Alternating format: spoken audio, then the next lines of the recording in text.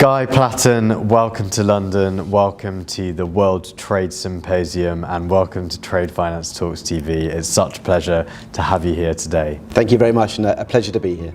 So we've just had your panel session, but for those of you who weren't here to see that today, if you could give a quick introduction. So elevator pitch, who are you, where are you from and what do you do? Okay, I'm Guy Platten, I'm Secretary General of the International Chamber of Shipping, and we represent about 80% of the world's fleet owners and managers in terms of shipping, and we represent them at the international basis. So we're made up of ship owner associations across the world make up the International Chamber of Shipping. So I think when we look back to 2021, the Suez Canal blockage was probably the highlight and the biggest story when it came to international trade and shipping. But I think challenges haven't quite stopped. But also there have been lots of exciting opportunities when it comes to the digital disruption of the maritime industry. Can you remark on some of the recent issues that have impacted the global maritime and shipping space? 2020 and 2021 have been absolutely huge disruptors to the industry. I mean, you talk about the Ever Given, and we'll go on to that, and the blockage of the Suez Canal. But actually what we've seen over the last 2 years of the COVID pandemic is we've seen shipping still delivering despite restrictions on travel, so we haven't been able to change our crews out very easily. We've seen the initial bit of the lockdowns, of course, a slump in demand, then a massive increase in demand, and a huge congestion of ports as we cope with sort of the effects of COVID and how that's being done, and that's led to a massive spike in prices. So it's been a real topsy-turvy couple of years, and 21 was absolutely no different. We saw record highs in container rates through 21, and then on top of that, but we've seen that by restricting supply, as we have done through COVID in terms of ports, that has a massive impact on prices and congestion. And then you get a sort of a black swan event, like a very large, an ultra large container ship blocking the Suez Canal for 6 days. And I think that brought it home to many people just how fragile the supply chain can be, how an event like that in one of the world's busiest shipping channels, the Suez Canal, which takes about 11% of world trade, a blockage of 6 days can have a massive knock-on effect in terms of late deliveries, in terms of overall supply chain resilience. So it's been an incredible year for that. And now, of course, moving into 2022, you've got the awful events in Ukraine as well, and the impact that will inevitably have on the supply chain going forward. So Guy, shipping, big emissions, discuss. Yes, at the moment shipping emits about 3% of the global emissions. That's equivalent to the size of Germany, and we take our responsibilities in this area very, very seriously. I'd say it was probably the #1 item on boardroom agendas in shipping companies across the world. We've committed an industry to decarbonise to net zero by 2050, but there's a lot that needs to happen to make that happen. And perhaps also a little bit of context, as whilst we 3% of emissions, shipping is still a very efficient way of moving cargo from A to B in terms of its environmental footprint. When you've got 20,000 TEU, 20,000 containers on the ship, that shows how efficient shipping can be. But nonetheless, we know we need to decarbonise. But certain things need to happen to make that, to enable that. Firstly, we need to have far more research and development. We've proposed to our international regulator a research and development fund paid for by a levy on each tonne of fuel purchased by ships. We'd like that to happen. We've sort of got quite a bit of member state support for that, but we need far more in order to make that happen. We also need some sort of market-based measure as well, some sort of carbon levy, which will incentivise ship owners to move to zero carbon fuel ships.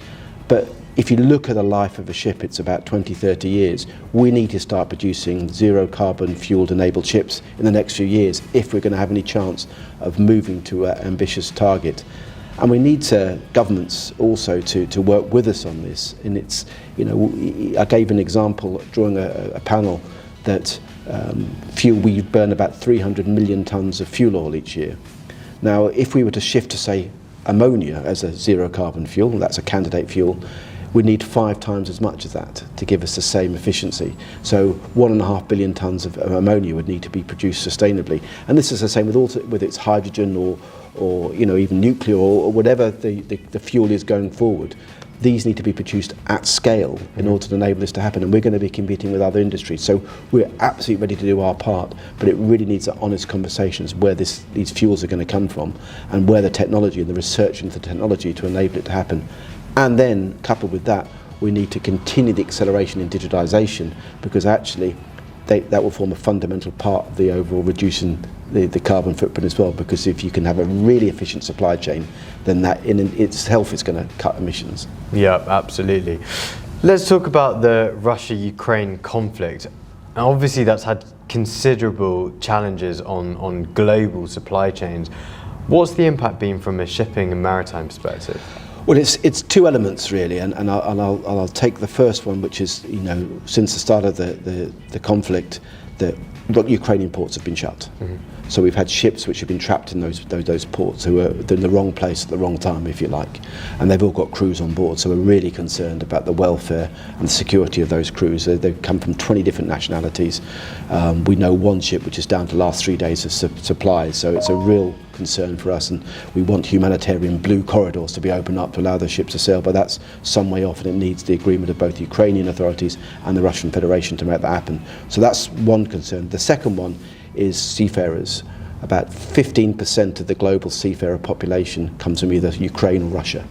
So you start taking them out of the equation, then that's going to have serious implications to the supply. You can't just magic up 280,000 fully trained, well-trained seafarers going forward.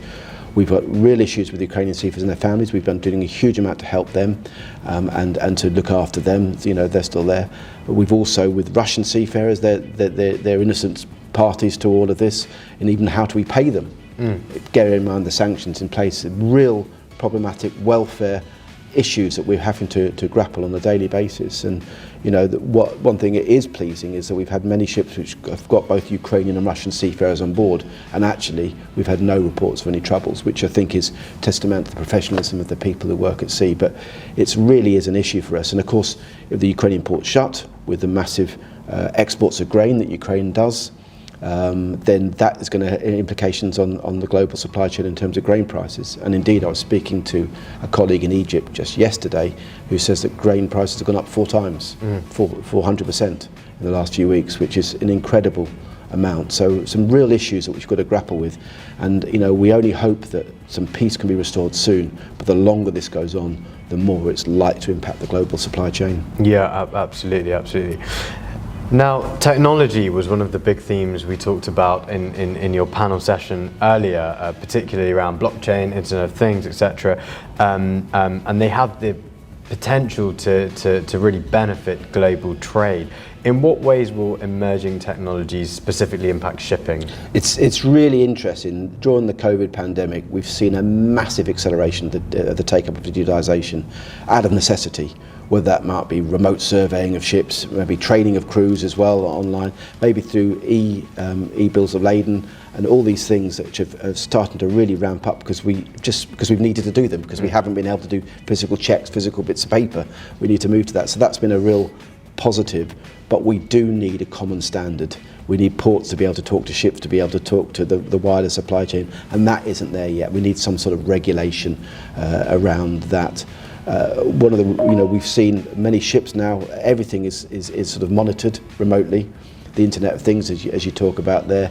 But of course there's then issues around cybersecurity and all these we have to tackle. It's although we've seen a number of high-profile shipping companies targeted, I think Maersk a couple of years ago, we tend to find it's a low-level phishing that goes on, and perhaps a crew member inadvertently plugging their phone into a navigation system and suddenly corrupting a whole system. So it's things like that that we do education, but there's some massive opportunities. I was speaking to someone earlier today actually who managed to track he's an author, published author.